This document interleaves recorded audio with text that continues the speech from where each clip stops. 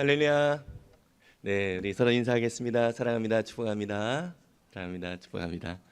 네, 감사합니다. 우리 하나님 말씀 보겠습니다. 하나님 말씀은 갈라디아서 4장 21절에서 31절까지의 말씀입니다. 신약성경 307면입니다. 갈라디아서 4장 21절에서 31절까지의 말씀입니다. 우리가 주님을 경외하는 마음으로 다 같이 일어서서 말씀을 함께 봉독하도록 하겠습니다. 같이 읽겠습니다. 내가 말하라 율법 아래에 있고자 하는 자들아 율법을 듣지 못하였느냐 기록된 바 아브라함에게 두 아들이 있으니 하나는 여종에게서 하나는 자유 있는 여자에게서 낳다 하였으며 여종에게서는 육체를 따라 낳고 자유 있는 여자에게서는 약속으로 말미암았느니라. 이것은 비유니 이 여자들은 두 언약이라. 하나는 신의 산으로부터 종을 낳은 자니 곧 하갈이라. 이 하갈은 아라비아에 있는 신의 산으로서 지금 있는 예루살렘과 같은 곳이니 그가 그 자녀들과 더불어 종 노릇하고 오직 위에 있는 예루살렘은 자유자니 곧 우리 어머니라. 기록된 바 잉태하지 못한 자여 즐거워하라. 산고를 모르는 자여 소리질러 외치라. 이는 홀로 사는 자의 자녀가 남편 있는 자의 자녀보다 많음이라 하였으니 형제들아 너희는 이삭과 같이 약속의 자녀라. 그러나 그때의 육체를 따라 난 자가 성령을 따라 난 자를 박해한 것 같이 이제도 그러하도다. 그러나 성경이 무엇을 말하느냐? 여종과 그 아들을 내쫓으라. 여종의 아들이 자유 있는 여자의 아들과 더불어 유업을 얻지 못하리라 하였느니라. 그런즉 형제들아 우리는 여종의 자녀가 아니요 자유 있는 여자의 자녀니라. 아멘. 우리 앉으시면서 은혜 많이 받으세요. 서로 격려합니다. 네, 우리 바울 사도는요 갈라디아 지방의 성도들에게 계속해서 그 복음의 순수함을 지키도록 권면을 하고 있습니다. 갈라디아 성도들은 바울이 1차 전도 여행을 하면서 또 복음을 전했고 또 그 복음으로 인하여서 그들이 구원의 은혜를 얻었습니다.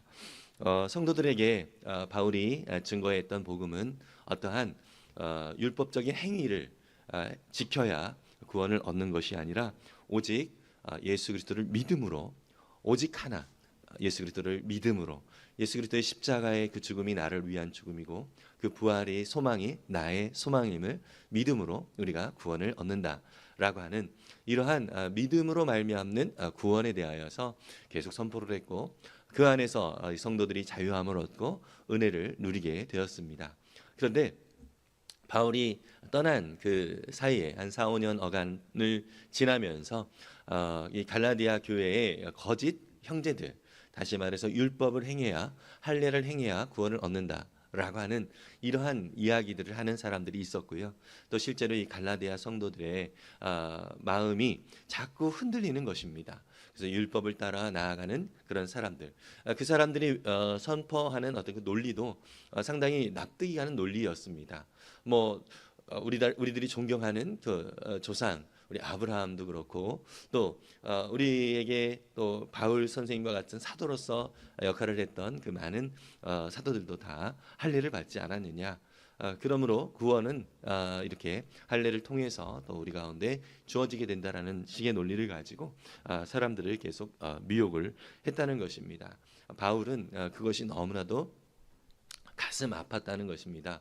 왜냐하면 인간으로부터 절대로 구원이 이루어지는 것이 아니라 이 구원은 절대적인 하나님의 은혜로 말미암아 우리 가운데 주어지는 것인데 그것을 왜곡하는 이러한 거짓 형제들의 그런 왜곡하는 그런 이야기들이 너무나도 마음이 아팠고요. 거기에 흔들리는 그 성도들을 보면서 너무나도 이 바울 역시 정말 아버지의 심정으로 그런 복음에서 벗어난 그 생각을 가지고 나아가는 이 모습이 너무 안타까웠다는 것입니다.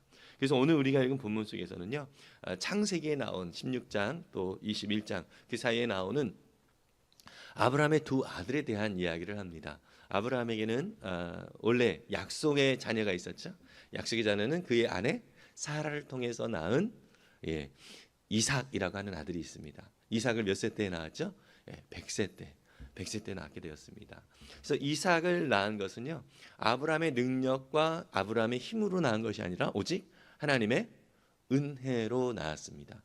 그래서 그 이삭을 가리켜서 지금 자유의 그 이삭을 낳은 어머니 사라를 자유의 여인이라고 얘기를 하고, 자유 있는 여인이라고 말하고, 그 이삭을 향하여서 또 자유의 자녀, 언약의 자녀, 이런 표현을 쓰고 있습니다.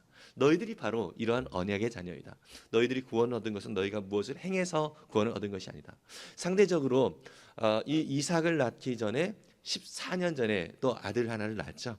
그것은 몸종 하가를 통하여서 이스마엘이라고 하는 아들을 낳았습니다. 이스마엘을 낳았을 때 이 이스마엘은요, 아브라함이 아직 일단 육체적인 어떤 강건함이 있을 때 육체적인 방법으로, 인간적인 방법으로 그렇게 아들을 낳게 되었습니다.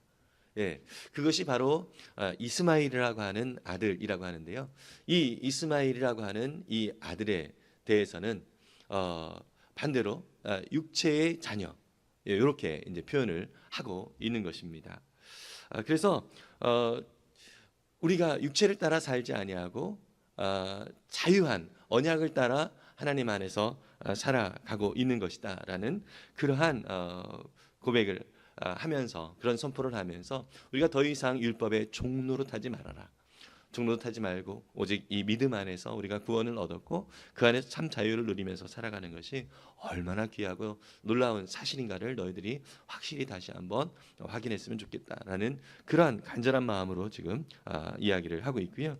또 바울은요, 그들이 율법을 지키는 것을 구원의 조건으로 여기면서 신앙생활하는 그러한 모습이 그가 전한 복음이 마치 아무것도 아닌 것 같은 헛된 것이 되게 하는 것이다라고 말을 하고 있습니다. 갈라디아서 4장 10절과 11절의 말씀이 바로 그런 내용을 담고 있는데요. 함께 읽어볼게요. 여러분이 날과 달과 계절과 해를 지키고 있으니 내가 여러분을 위하여 수고한 것이 헛될까 염려됩니다. 날과 계절과 해, 날과 달과 계절과 해, 이것은 뭡니까? 안식일을 지키는 것, 그리고 또 그들의 절기, 유월절을 지키는 것, 이러한 것들을 지킴으로 인하여서 여러분들이 구원받은 자의 어떤 그 모습으로 이렇게 그런 표식으로 이것을 지켰기 때문에 내가 구원을 받은 것이다라고 생각을 하는 이 모든 것들은 내가 전한 이 복음이 이 수고하고 애쓴 것이 다 헛된 것이 되는 것입니다. 라고 이야기를 하는 것입니다. 그래서 우리가 그리스도를 믿음으로 인하여서, 예수 그리스도를 믿음으로 인하여서 참 자유자가 되었는데, 다시 여러분들이 이 복음 안에서의 참 자유를 누리기를 원합니다라는 간절한 마음으로 지금 이 편지에 갈라디아 교회 성도들을 향하여서 권면하고 또 그들을 세워가고자 하는 이 바울의 간절한 마음이 오늘 편지 속에 나타나고 있는 것을 볼 수 있습니다. 그래서 우리 역시 이 구원의 은혜를 누리고 있는데요. 이 세상을 살아가다 보면 우리의 이 구원의 정말 순수한 복음의 의미를 훼손시키는 그러한 생각들과 또 그러한 말들, 또 그런 행동들이 또 우리를 위협하기도 합니다. 이러한 세상 속에서 하나님의 거룩한 백성, 또한 약속의 자녀로서 온전하게 우리가 살기 위해서 취해야 될 태도를 살펴보려고 합니다. 다시 말해서 약속의 자녀로서 우리가 살 수 있는 방법, 첫 번째로 우리는 하나님의 자녀의 정체성을 잊지 말아야 하는 것입니다. 바울은요, 갈라디아 성도들에게 지금 편지를 통하여서 계속해서 권면을 하고 있는데요.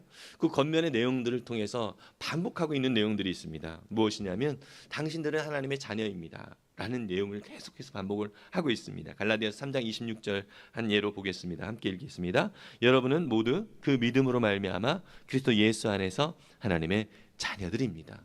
하나님의 자녀가 된 조건이 뭐예요? 예수 그리스도 안에서 믿음으로 말미암아. 그래서 믿음, 오직 이 믿음으로 우리는 하나님의 자녀가 되었다라고 말을 하고 있는 것입니다. 갈라디아서 4장 4절에서 7절의 말씀을 보면은요, 이거는 제가 읽겠습니다. 그러나 기한이 찼을 때 하나님께서는 자기 아들을 보내셔서 여자에게서 나게 하시고 또한 율법 아래 놓이게 하셨습니다.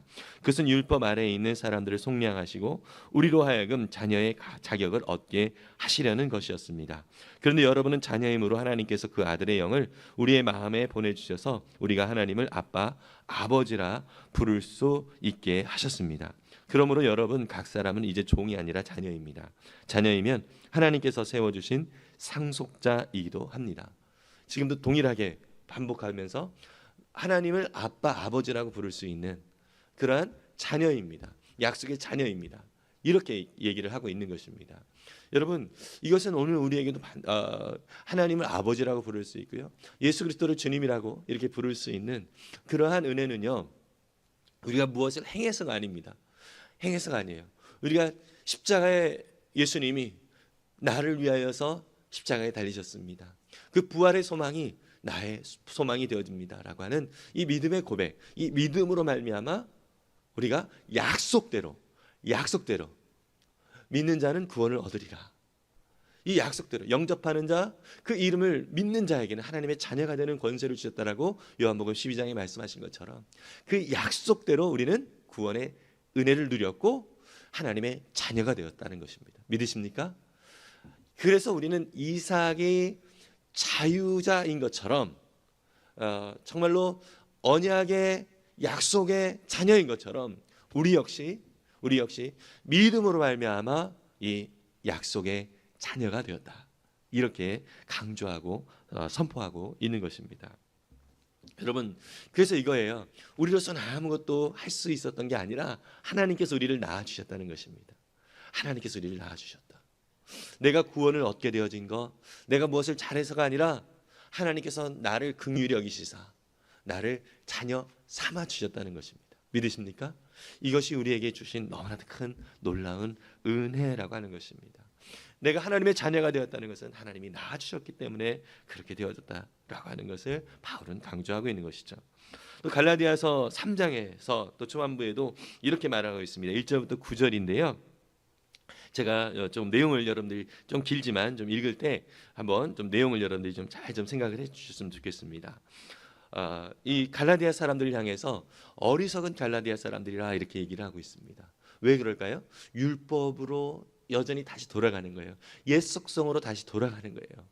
네, 내 힘과 내 능력으로, 다시 말해서 자기중심적으로 살아가려고 하는 이 모습, 이것으로 살아가려고 하는 이 성향, 이것을 정말 바울은 좀 안타깝게 생각하면서 그들을 어리석은 사람들이다 이렇게 표현을 하고 있는 것입니다. 어리석은 갈라디아 사람들이여, 예수 그리스도께서 십자가에 못 박히신 모습이 여러분의 눈앞에 선한데 누가 여러분을 홀렸습니까? 십자가의 예수님이 바로 우리를 위하여서 십자가에 달리신 것인데, 그거면 충분한 것인데 왜 그거 외에 다른 것을 여러분 찾고 있습니까? 이런 얘기를 하고 있는 것입니다. 2절에 보니까 나는 여러분에게서 이 한 가지만을 알고 싶습니다. 여러분이 율법에 행하는 행위로 성령을 받았습니까? 그렇지 않으면 믿음의 소식을 들어서 성령을 받았습니까? 행위로 성령을 받은 것이 아니라 믿음으로 말미암아 성령을 받은 것이에요. 3절에 여러분은 그렇게도 어리석습니까? 성령으로 시작하였다가 이제 와서는 육체로 끝마치려고 합니까? 성령의 은혜로 그들이 정말 성령의 충만함을 받고 예수님을 믿고 그 은혜 가운데 깊이 거하여 있는데, 이제는 어떤 상태에 있는 거예요? 옛전 모습으로 다시 돌아가 있는 안타까운 그 현실을 지금 안타까워하고 있는 것입니다. 이것을 말해서 성령으로 시작하였다가 이제 육체로 끝마치려고 합니까? 하면서 한탄하고 있는 것이죠. 4절에 여러분의 그 많은 체험은 다 허사가 되었다는 말입니까? 참말로 허사였습니까? 하나님께서 여러분에게 성령을 주시고 여러분 가운데서 기적을 행하시는 것은 여러분이 율법을 행하기 때문입니까? 아니면 믿음의 소식을 듣기 때문입니까? 그렇지 않으면 여러분이 복음을 듣고 믿어서 그렇게 하신 것입니까? 그것은 아브라함이 하나님을 믿으니 하나님께서 그것을 의로운 일로 여겨주셨다는 것과 같습니다. 그러므로 믿음에서 난 사람들이야말로 아브라함의 자손임을 여러분은 아십시오. 계속해서 강조하고 있죠. 어떤 행위로 말미암은 것이 아니라 여러분이 믿음으로 말미암아 성령을 받았고, 믿음으로 말미암아 여러분 구원의 은혜를 누리게 되었고요. 아브라함이 믿음으로 구원의 의로운 자다라고 칭함을 받게 되어진 것처럼 여러분들도 역시 믿음으로 말미암아 구원의 은혜, 의로운 자다라고 하는 칭함을 받게 되었다라고 말을 하고 있는 것입니다. 7절을 다시 한번 읽겠습니다. 그러므로 믿음에서 난 사람들이야말로 아브라함의 자손임을 여러분은 아십시오. 믿음으로 말미암은 사람들, 다시 말해서 십자가의 그 예수 그리스도의 십자가의 그 피 흘리심이 나를 위한 것임을 마음에 받아들이는 것, 이것을 믿는 것, 이것이 바로 우리가 아브라함의 자손, 약속의 자손이 되었다라고 하는 증거다라고 말을 하고 있죠. 8절은 또 하나님께서 이방 사람을 믿음에 근거하여 의롭다라고 여겨주신 것을 성경은 미리 알고서 아브라함에게 모든 민족이 너로 말미암아 복을 받을 것이다 하는 기쁜 소식을 미리 전하였습니다. 그러므로 믿음에서 난 사람은 믿음을 가진 아브라함과 함께 복을 받습니다. 여러분, 이것은 유대인이나 이방인이나 모두가 함께 조건이 딱 한 가지라는, 똑같다는 것입니다. 예, 차이가 있는 게 아니라는 거예요. 오직 믿음으로 모두가 약속의 자손이 되고요. 아브라함이 해주신 그 복이 우리 모두에게 같이 적용이 되어진다라고 말씀을 하고 있는 것입니다. 여러분, 아브라함에게 하나님께서 약속의 말씀을 해주셨잖아요. 너가 어디로 가든지 내가 너와 함께 할 것이고 너로 말미암아 많은 민족이, 많은 사람들이 복을 얻게 될 것이다라고 약속의 말씀을 해주셨습니다. 여러분, 그 약속, 그 복이 지금 바울은 뭐라고 얘기하는 거예요? 지금 예수 그리스도를 믿는 그 믿음으로 말미암아 구원을 얻은 여러분들에게 동일한 복으로 주어졌습니다라고 말씀을 하고 있는 것입니다. 여러분, 이것은 저와 여러분들에게 동일하게 이 복이 약속되어졌다는 것을 믿으십니까? 아멘이죠. 정말 그렇습니다. 우리는요, 우리 존재 자체가 이 세상에서 복의 통로로서 우리를 통하여서 많은 사람들이 하나님 안에서 복을 누리게 될 것이다라고 약속해 주셨다는 사실을 믿으시길 바랍니다. 이것은 하나님이 아브라함에게 약속하여 주셨던 것처럼 믿음으로 주님을 예수님이라고, 예수 그리스도를 주님이라고 고백하는 저와 여러분들에게 동일하게 약속으로 주어진, 정말 우리를 통하여서 많은 사람들이 복을 받게 될 것이다라는 이 약속이 우리에게 주어졌음을 믿습니다. 이미 하나님은 그 일을 오늘 저와 여러분들 통하여서 행하고 계시고요, 또 앞으로도 그렇게 행하실 하나님이심을 믿습니다. 여러분, 이것은 우리가 어떤 행위를 통하여서 난 것이 아니라 믿음으로 말미암아 이루어졌다라고 이야기를 하고 있는 것입니다. 이런 사실을 우리가 늘 기억하고 믿음으로 말미암아 하나님의 거룩한 자녀가 되었고 약속의 자녀가 되었다는 사실을 기억하고, 그 약속이 무엇이에요? 바로 아브라함에게 주셨던 그 복이 이제 우리에게도 동일하게 주어진 복이 되었다라고 하는 것을 우리가 늘 마음에 새기면서 또 이 약속의 자녀로서 온전히 살아가는 저와 여러분들 될 수 있기를 바랍니다. 두 번째로 약속의 자녀로 살아가는 법, 우리는 우리를 종으로 만들고자 하는 이 세상에 회방하는 악한 세력이 있다는 것을 우리는 늘 잊지 말아야 합니다. 본문은요, 자유자 그리고 종을 비유하고 있죠. 자유자는 이삭, 그리고 종은 이스마엘. 육신을 따라 살아가는 이 이스마엘, 그리고 약속을 따라 살아가는 이 이삭, 이렇게 두 자녀를 비교하면서 지금 성도들에게 이야기를 하고 있는 것입니다. 본문 속에서도요, 갈라디아서 4장 28절 29절에 보면 이렇게 말을 하고 있어요.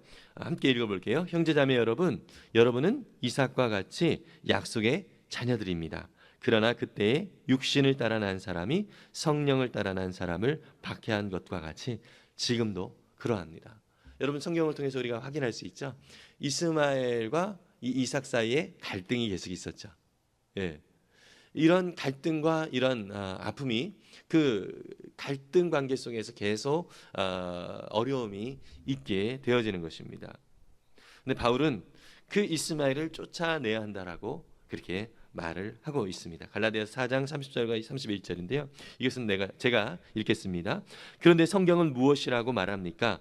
여종과 그 아들을 내쫓으라. 여종의 아들은 절대로 종이 아닌 본처의 아들과 함께 유업을 받지 못할 것이다 하였습니다.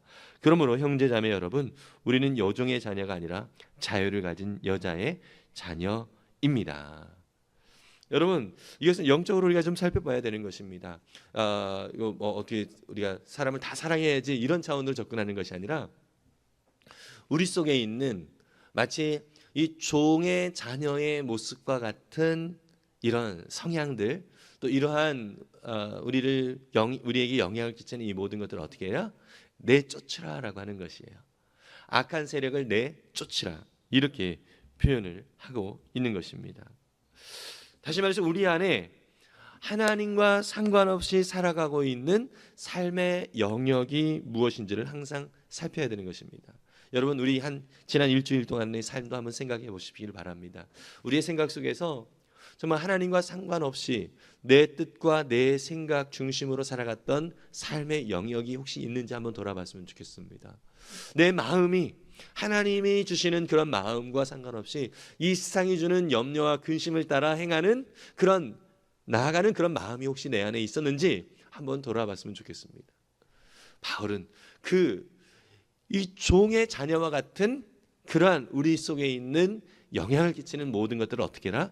내쫓으라라고 그렇게 말씀하고 있는 것입니다. 여러분 오늘도요 우리가 오후에 27 오늘이 10월 27일이잖아요. 연합 예배로 또 광화문 중심으로 또 보니까 또 여의도에서도 또 이제 장소를 이렇게 확보를 했다라고 합니다. 그 속에서 우리가 어떤 세력을 나타내려고 하는 것이 아니라 이 땅의 아픔, 이 땅의 잘못된 정말 어떤 세상이 되었습니까? 세상의 옳고 그름의 기준이 사라진 세대가 됐잖아요. 자기 마음, 자기 느낌 이것이 기준이 되어진 세대가 되었어요. 그러한 세대 속에서 그렇게 살아가는 삶은 절망과 사망의 길로 갈 수밖에 없다라고 하는 것을 안타까운 마음으로 외치는 거예요. 그래서 스스로의 느낌이 진리를 대체한 이 세대 속에서 급기야 남자와 여자라는 하나님께서 부여해 주신 그 성을 자기의 생각대로 바꾸는 것이 허용되어지는 이러한 세상 속에서 우리의 삶의 유일한 기준이 하나님의 말씀임을 이 땅 가운데서 선포하는 것. 그래서 하나님 말씀 가운데 나아가는 것이 하나님 말씀이 기준이 되어지는 것이 정말로 모든 사람을 복되게 만드는 그러한 모습이라는 것을 우리는 이 땅 가운데서 선포하는 것이죠. 여러분 물론 참여하지 못하는 분들도 계시겠지만은 같은 마음으로 우리가 이 세상에 우리의 삶을 통하여서 계속해서 선포했으면 좋겠습니다. 참 우려되어지는 것이 참 많이 있습니다. 그러나 더욱 중요한 것은 이것이 저는 시작이라고 생각합니다. 무슨 말씀이냐면 세상은 그리스도인들을 보고 있습니다. 은근히 기대를 합니다. 저봐 뭐 믿지 않는 사람하고 똑같네. 이러한 말을 이 세상이 하고 있는 거예요.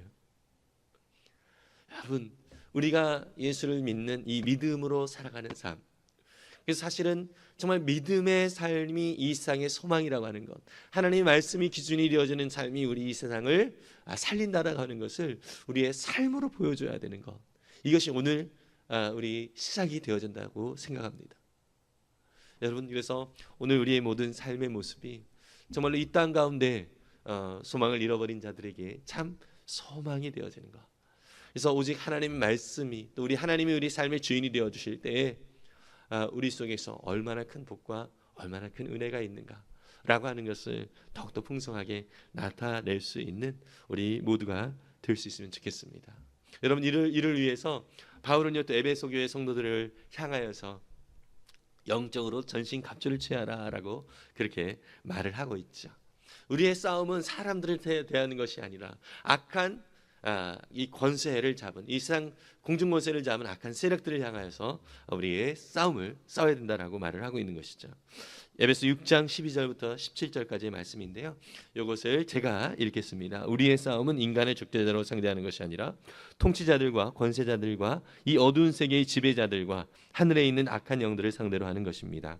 그러므로 하나님이 주시는 무기로 완전히 무장하십시오.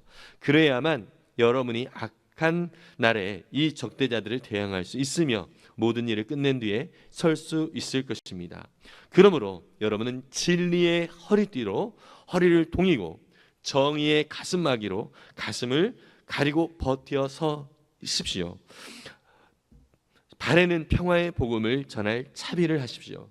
이 모든 것에 더하여 믿음의 방패를 손에 드십시오.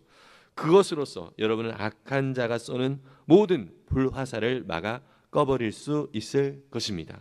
그리고 구원의 투구를 받고 성령의 검 곧 하나님의 말씀을 받으십시오. 이것이 전신갑주를 취하라고 말을 하면서 바울이 에베소 교회 성도들에게 권면한 내용인데요. 이것은 또 오늘 우리에게도 동일하게 적용이 되어야 될 줄 믿습니다. 여러분 여기에서요 모든 다른 뭐 진리의 허리띠, 정의의 가슴막이, 평화의 복음을 전할 신발, 그다음에 믿음의 방패, 그리고 구원의 투구, 이러한 것들은요 다 뭐예요? 자기를 보호하는 것입니다. 자기를 보호하는 것이에요. 근데 유일한 공격 무기가 있습니다. 무엇입니까? 말씀의 검. 말씀의 검. 성령의 검, 곧 하나님의 말씀이라고 표현하고 있는데요.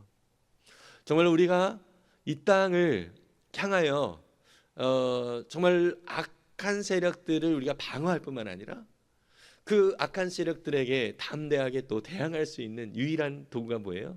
성령의 검, 하나님의 말씀이라고 말씀하고 있습니다. 여러분, 그래서 우리가 이 말씀을 늘 가까이 하고 그 말씀 속에서 이 어두운 세상 속에서 우리를 공격하는 이 악한 세력들이 있다라고 하는 이 세상 속에서 정말 우리가 정말 끊임없이 정신을 차리고 정말 말씀 가운데 우리의 삶이 온전히 세워질 수 있기를 간절히 소망하면서 그 말씀을 가까이 하고 그 말씀이 나의 삶을 이끌어 갈 수 있도록 우리가 겸손히 주님 앞에 나아가는 우리 모두가 되었으면 좋겠습니다. 기독교 변증 학자 중에 아주 유명한 사람이 있죠. C.S. 루이스. 이분은 이런 말을 했어요. 가만히 내버려 두는데도 살아남을 수 있는 믿음이란 없다. 여러분 우리의 믿음의 삶이 그냥 가만히 놔두면 어떻게 된다고요? 살아남을 수가 없다라고 말하고 있습니다.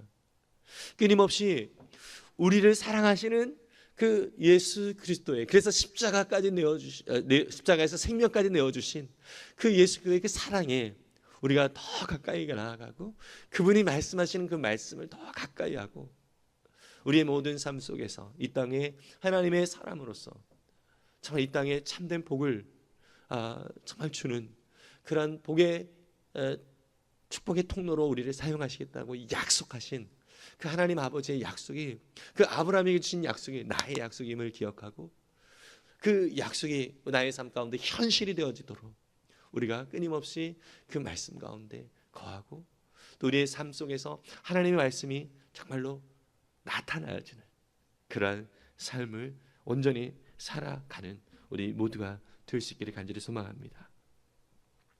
하나님은요 이렇게 우리가 혼자 애쓰고 노력하도록 그렇게 놔두지 않으십니다. 함께 도와주시고 함께 옆에서 지켜봐 주시고 성령으로 인도해 주시는 하나님이십니다. 특히 구약의 이사야 62장 6절과 7절은 이렇게 말씀하고 있습니다. 이건 함께 읽어보겠습니다. 예루살렘아, 내가 너의 성벽 위에 파수꾼들을 세웠다. 그들은 밤이나 낮이나 늘 잠잠하지 않을 것이다. 주님께서 하신 약속을 늘 주님께 상기시켜 드려야 할 너희는 가만히 있어서는 안 된다. 늘 상기시켜 드려야 한다. 주님께서 예루살렘을 세우실 때까지 쉬시지 못하게 해야 한다. 또 예루살렘이 세상에서 칭송을 받게 하시기까지 주님께서 쉬시지 못하게 해야 한다. 여러분 우리 오늘 읽은 본문 속에 약속의 자손인 이삭이 속한 곳이 하늘의 예루살렘이다라는 표현을 쓰고 있어요. 천상의 예루살렘이다 이렇게 표현을 쓰고 있어요. 우리는 거기에 속한 자녀들이다라고 말을 하고 있습니다. 그 예루살렘이 온전하게 세워지기까지, 온전하게 세워주시기까지 우리 하나님께서 뭐라고 얘기해요? 파수꾼을 세워주셨다. 파수꾼을 세워주셨다. 지킬 자들을 세워주셨다라고 말씀하고 있습니다. 저와 여러분들을 위해서 마치 천군 천마와 같은 정말 이 천사들로 우리를 보호해 주시고 인도해 주시는 하나님이시라는 거죠. 우리가 할 것이 무엇이에요? 하나님께서 어떻게 내게 약속해 주셨는지 그 약속을 하나님께 계속 상기시켜 줘라 이거예요. 여러분 자녀가 부모에게도 부모를 꼼짝 못하게 만드는 그 말이 무엇이에요? 아빠, 엄마 전에 이거 해주시겠다고 약속해 주셨잖아요. 그 약속의 말을 기억하고 약속해 주셨잖아요. 이것을 다시 상기시켜주면 그것을 들어줄 수밖에 없는 게 부모의 심정인 것입니다. 여러분, 하나님은 수없이 많은 약속의 말씀을 저와 여러분들에게 주셨습니다. 믿으십니까? 이게 하나님의 말씀입니다. 이 하나님의 말씀을 가지고 하나님 이렇게 말씀하지 않으셨습니까? 하나님 이렇게 약속하지 않으셨습니까? 우리는 이 하나님의 약속의 말씀을 자꾸 하나님께 상기시켜 달라고 말씀하고 있습니다. 하나님이 까먹어서 그럴까요? 하나님이 잊어버리기 때문에 우리에게 자꾸 알려줘라 이렇게 말씀하시는 걸까요? 아니에요. 하나님이 원하시는 것이 무엇입니까? 바로 저와 여러분들이 친밀하게 하나님 앞에 다가가기를 원하시는 것입니다. 믿으십니까? 친밀하게 하나님 앞에 다가갈 때 하나님 아버지의 마음이 무엇인지를 알게 되고요, 그 하나님께서 의도하신 요구, 그 뜻이 무엇인지를 알게 되어지는 것입니다. 그래서 그 뜻 안에 살아가는 이 삶 가운데 하나님과 교제하며 살아가는 삶 속에서 우리도 즐거울 뿐만 아니라 하나님도 기뻐하신다는 것입니다. 그것이 곧 하나님께서 영광을 받으신다는 의미입니다. 믿으십니까? 여러분, 하나님께서 영광을 받으신다는 것은 우리가 뭐 대단한 일을 해가지고 어떤 업적을 이루어서 하나님께 영광을 돌린다, 이게 아니에요. 우리의 삶이 하나님으로만 만족하고 하나님으로만 기뻐하고 하나님 안에서 정말 복된 삶을 정말 누리고 살아가는 이 삶, 이것이 하나님이 영광을 받으시는 삶임을 믿습니다. 여러분, 그렇기 때문에 오늘 이 순간에 우리가 그 하나님을 기억하고 그 하나님을 바라보며 살아갈 때 하나님은 영광을 받으심을 믿습니다. 마지막으로 우리 약속의 자녀로 살아가는 방법, 마지막으로 도우시는 성령님이 계심을 기억해야 합니다. 하나님은요, 항상 우리를 도와주시겠다고 말씀을 해주십니다. 성령 하나님께서 우리가 하나님의 인도하심을 따라 살아가도록 계속해서 도와주시는 분이십니다. 이사야 44장 1절에서 4절까지의 말씀입니다. 우리 함께 읽어보겠습니다. 그러나 나의 종 야곱아, 내가 택한 이스라엘아, 이제 너는 들어라. 너를 지으신 분, 내가 태어날 때부터 내가 너를 도와주마 하신 주님께서 말씀하신다. 나의 종 야곱아, 내가 택한 여수르나, 두려워하지 말아라. 내가 메마른 땅에 물을 주고 마른 땅에 시내가 흐르게 하듯이 내 자손에게 내 영을 부어주고 내 후손에게 나의 복을 내리겠다. 그들은 마치 시냇물가의 버들처럼 풀처럼 무성하게 자랄 것이다. 아멘. 여러분, 이 야곱은 약속의 자녀들을 말하는 것이죠. 저와 여러분들을 향해서도 이렇게 말씀을 하신다라고 생각하시면 됩니다. 너를 지으신 분, 다시 말해서 우리를 지으신 분, 그 주님께서 내가 태어날 때부터 내가 너를 도와주겠다라고 말씀을 하신 주님이다라고 말씀하십니다. 여러분, 우리가 이 세상에 태어날 때부터, 우리가 세상에 존재하는 그 순간부터 하나님은 끊임없이 우리를 도와주시겠다고 약속해 주셨습니다. 믿으십니까? 정말 이것이 성경의 약속이에요. 하나님은 그 약속을 절대로 지키지 않으시는 그런 하나님이 아니에요. 그 약속을 끝까지 지키시는 분이 우리 하나님 아버지이십니다. 그러면서 너는 두려워하지 말아라. 두려워하지 말아라. 내가 메마른 땅에 물을 주고 마른 땅에 시내가 흐르게 하듯 내 자손에게 내 영을 부어주고 내 후손에게 나의 복을 내리겠다 말씀하십니다. 여러분, 우리의 삶이 메마른 땅처럼 느껴지고요, 정말 여기에 과연 물이 솟아나올까, 이런 생각되어지는 상황들이 많이 느껴질 때가 있습니다. 근데 약속의 말씀은 뭐라고 말씀하십니까? 거기가 시내가 흐르듯 정말 이 마른 땅을 옥토가 되게 하겠고, 여기를 통하여 많은 열매들이, 오늘 보니까 시냇가의 버들처럼 무성한 풀처럼 정말 너로 인하여서 많은 이들이 이 성령, 약속하신 이 성령을 부어주심으로 너를 통하여 많은 이들이 너 자신이 풍성하게 누릴 뿐만 아니라 많은 이들이, 시내가 가면 그 옆에 아주 식물들이 울창하게 또 정말 건강하게 자랄 수가 있는 거잖아요. 성령을 약속해 주신 그 하나님께서 그 영을 우리 가운데 부어주시는데요, 그러한 우리를 통하여서 많은 이들이 어떻게 해요? 살아나는 그러한 은혜를 주시겠다라고 약속해 주십니다. 여러분, 지금 현실을 보시지 않기를 바랍니다. 하나님이 약속하신 그 약속의 말씀을 우리가 믿음으로 바라볼 수 있기를 간절히 바랍니다. 바울은요, 이러한 성도들이 이 율법대로 살아가면 정말 여전히 또 예전처럼 메마른 모습으로 나아가는 거예요. 그게 너무나도 안타까웠던 거예요. 그래서 그들을 자녀를 대하듯이 진심으로 대했어요. 자막은 없지만 19절에 보면 나의 자녀 여러분, 나는 여러분 속에서 그리스도의 형상이 이루어지기까지 다시 해산의 고통을 겪는다라고 말을 하고 있어요. 해산의 고통. 여러분, 정말 우리 아이를 낳아본 우리 엄마들은 정말 이 해산의 고통이 얼마나 극심한가 이것을 압니다. 바울은 성도들을 대할 때 바로 그러한 마음으로 대했어요. 이미 한번 여기서 말하면 다시 해산의 고통을 겪는다라고 얘기했는데요.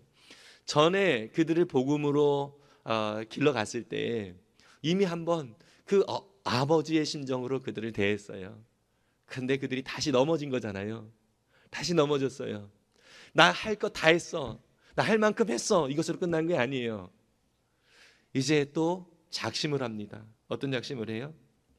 너희들 속에, 여러분들 속에 그리스도의 형상이 이루어지기까지, 하나님이 약속하여 주신 그 형상이 온전히 세워지기까지 다시 한번 내가 해산의 고통에 함께 동참하겠다.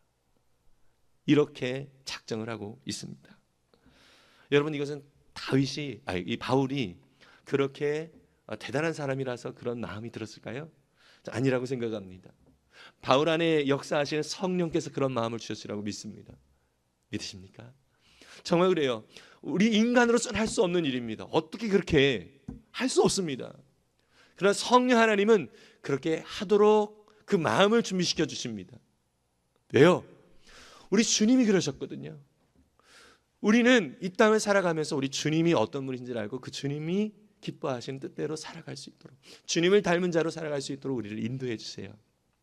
비록 그 삶이 고난과 아픔의 삶일지라도 우리 주님께서는 그 상황들을 통해서 하나님이 주신 얼마나 크고 놀라운 기쁨과 감사가 있는가 라고 하는 것을 또 우리로 하여금 누리도록, 정말 결과가, 열매가 내 당장 눈앞에 보이지 않는다 할지라도 하나님 아버지의 마음을 품고 예수님을 닮은 그 마음으로 살아가는 이 삶, 그 자체를 우리를 통하여서 보기를 원하시는 것, 이것이 하나님 아버지의 마음임을 믿습니다. 바울은 그렇게 성령을 힘입어서 성도들을 돕기 위해 최선을 다했습니다. 때로는 부드러운 말로 권면하기도 했고요, 때로는 강한 말로 권면을 하기도 했습니다. 특별히 율법 행위를 강조하는 이들의 미혹되는 분위기 속에서는 더욱 강한 어조로 말을 합니다. 자막이 없는데요, 갈라디아 4장 20절에는 이렇게 말하고 있습니다. 이제라도 내가 여러분을 만나 어조를 부드럽게 바꾸어서 말할 수 있었으면 좋겠습니다. 나는 여러분의 일을 어떻게 하면 좋을지 당황하고 있습니다.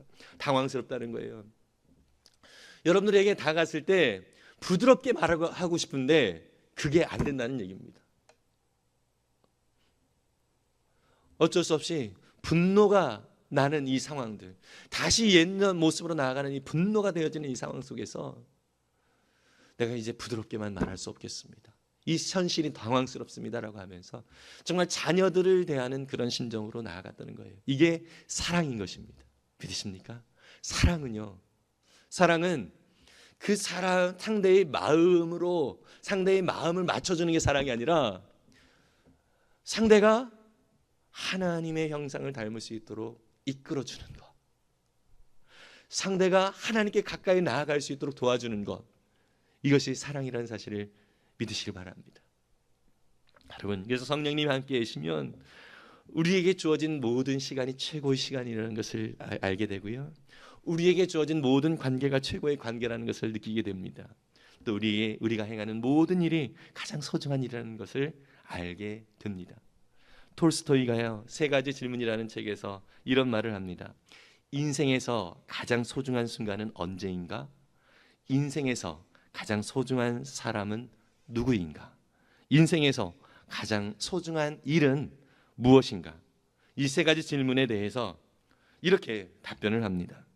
가장 소중한 순간은 지금, 가장 소중한 사람은 지금 내 옆에 있는 사람, 가장 소중한 일은 지금 내 옆에 있는 사람을 기쁘게 해주는 것이라고 답을 합니다.